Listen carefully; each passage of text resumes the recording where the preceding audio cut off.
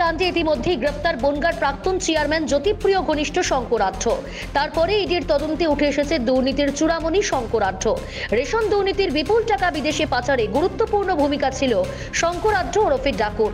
আর এই দুর্নীতির পর্দা এক এক করে ফাঁস হতে না হতেই উত্তপ্ত হয়ে উঠছে বঙ্গের রাজনৈতিক মহল। ইডির হাতে গ্রেপ্তার শঙ্করাঢ্যের বিপুল দুর্নীতি প্রসঙ্গে প্রদেশ কংগ্রেস সভাপতি অধীর চৌধুরীর মন্তব্য, এত টাকা বাংলায় লুট হয়েছে সেগুলো বিদেশের মাটিতে যাবে। মাঝে মাঝে খোকাবাবুর ভ্রমণ সেই রুটেই হয়। এগুলো অর্গানাইজড লুট এবং অর্গানাইজড মানি লন্ডারিং। এত টাকা, যে টাকা বাংলায় লুট হয়েছে, মনে করুন পাথর থেকে আরম্ভ করে, কয়লা থেকে আরম্ভ করে, বালি থেকে আরম্ভ করে, শিক্ষা থেকে আরম্ভ করে, স্বাস্থ্য থেকে আরম্ভ করে, রেশন থেকে, মিড ডে মিল থেকে, তো টাকাগুলো যাচ্ছে কোথায়? এই টাকাগুলো তো বিদেশের মাটিতেই যাবে। বাংলাদেশ সরকার রুট, এবং লক্ষ্য করে দেখবেন খোকাবাবুর মাঝে মাঝে বিদেশ ভ্রমণ সেই রুটেই হয়। সিঙ্গাপুর, দুবাই, সেই রুটেই হয়। এটা হচ্ছে এই টাকা মানি লন্ডারিং এর রুট। এগুলো একা কাউরির ক্ষমতা এগুলো হয় না, এগুলো অর্গানাইজড লুট এবং অর্গানাইজড মানি লন্ডারিং। ইডির উপরে হামলা, ইডির উপরে হামলার মধ্যে দিয়ে এটা প্রমাণ করে দিল যে বহু তথ্য আছে যেগুলো যাতে প্রকাশ না পায়, তার জন্য মরিয়া তৃণমূল পার্টি। তবে এই বিষয়ে পাল্টে ইডির দিকেই আঙুল তুলছেন তৃণমূল সাংসদ শান্তনু সেন। শঙ্করাঢ্যের দুর্নীতি প্রসঙ্গে তার বক্তব্য, আমরা তো এটাও দেখেছি ইডি অফিসারের বিরুদ্ধে 20 লক্ষ টাকা ঘুষ নেওয়ার অভিযোগ উঠেছিল। যাদের বিরুদ্ধে অভিযোগ আছে তারা যেন বিজেপির ওয়াশিং মেশিনে ধোলাই হয়ে পার পেয়ে যাবে, সেটা না করে হিম্মত থাকলে তাদের বিরুদ্ধেও তদন্ত হোক।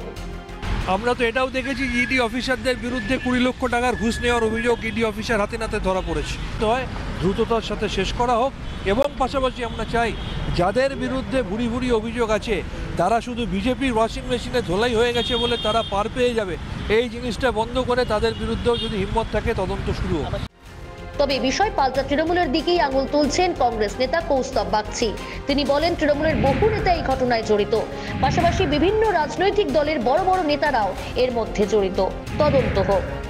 শাহজাহানের সাথে কারা কারা ব্যবসা করত, শঙ্করাঢ্যর সাথে কারা কারা ব্যবসা করত, বিভিন্ন দলের লোকজন জড়িত। শঙ্করাঢ্যর এই যে ব্যবসা এবং শঙ্করাঢ্যর সাথে ব্যবসায় কারা কারা জড়িত, কাদের কাদের কাছে টাকা পৌঁছাতো, শঙ্করাঢ্য কাদের টাকা বিদেশে পাচার করতো, এগুলো খুব ভালোভাবে দেখা উচিত। অনেক বড় বড় তৃণমূলের নেতারা এর মধ্যে জড়িত। এবং সাথে সাথে আরেকটা জিনিস খুব ইম্পর্ট্যান্ট, এখানে শুধু তৃণমূল বলে না, বেশ কিছু অনেক দলের অন্যান্য দলের লোকজনরাও আছে যারা এই শঙ্করাঢ্যর সাথে বিভিন্ন ব্যবসায় তারা জড়িত। এগুলো ইনভেস্টিং, আমি কিচ্ছু বলছি না, এজেন্সি দেখুক। অন্যান্য অনেক দলের অনেক বড় বড় নেতারা জড়িত শঙ্করাঢ্যর মাধ্যমে তারাও টাকা পাঠাতো।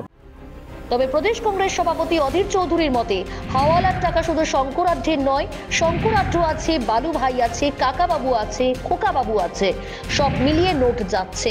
পাশাপাশি তিনি বলেন, টাকা যাচ্ছে প্রশান্ত মহাসাগরের বিভিন্ন দ্বীপে, যেগুলোকে বলে ট্যাক্স হেভেন। খোকাবাবুদের ব্যবসা সেখানে হচ্ছে। আরে বাবা, এই তো হাওয়ালার টাকা, এই তো শুধু শঙ্করাঢ্যের নয়, শঙ্করাঢ্য বোর্ডে একটা শঙ্করাঢ্য আছে, বালু ভাই আছে, কাকাবাবু আছে, খোকাবাবু আছে, সব মিলিয়ে নোট যাচ্ছে।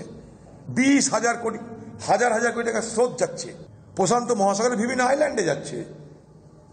আপনারা বোঝার চেষ্টা করুন, এটা পৃথিবীতে এমন অনেক দ্বীপ আছে যেখানে কোথা থেকে টাকা এলে কেউ খোঁজ নেবে না, সেগুলোকে বলে ট্যাক্স হেভেন। অর্থাৎ সেখানটায় কোনো কৈফিয়ত নেই, টাকা সেখানে যাচ্ছে। খোকাবাবুদের ব্যবসা সেখানে হচ্ছে, খোকাবাবুরা সেখানটা তাদের লোক রেখে দিয়েছে, তাদেরকেও এখনো সিবিআইডি ধরতে পারেনি। তা টাকাগুলো কোথায় যাচ্ছে? রেশন দুর্নীতি কাণ্ডে শঙ্করাঢ্য ওরফে ডাকুর গ্রেপ্তারের পর বিপুল পরিমাণ আর্থিক দুর্নীতি সহ একাধিক বিস্ফোরক তথ্য সামনে আসছে। আগামী লোকসভা নির্বাচনের আগে এই ইস্যুকে কেন্দ্র করে বেশ উত্তপ্ত বঙ্গের রাজনৈতিক শিবির। ক্যালকাটা নিউজ।